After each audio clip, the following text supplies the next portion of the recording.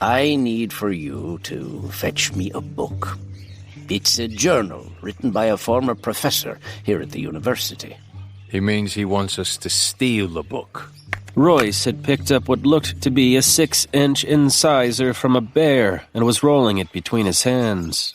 More like borrow without permission. Can't you just ask? Especially since you only want to borrow it. I'm afraid that won't be possible.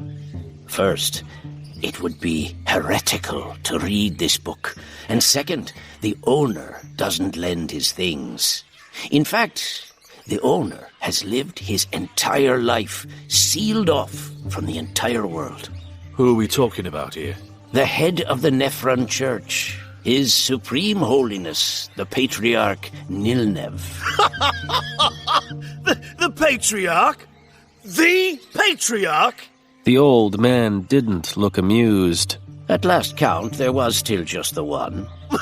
Hadrian shook his head as he walked in a small circle, stepping carefully to avoid islands of books. Honestly, did you really have to go that far? How do you mean? Couldn't you have demanded we steal the moon away from the stars?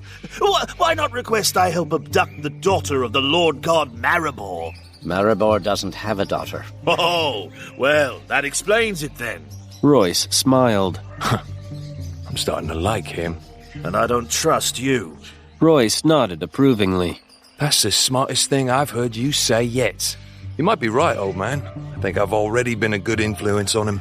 This isn't a joke, Hadrian. Royce has been planning this job for months. He's confident it can be done.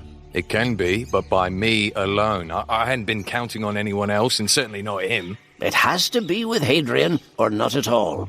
Well, that cinches it then. Not at all. Fine. But then your debt to me remains unpaid.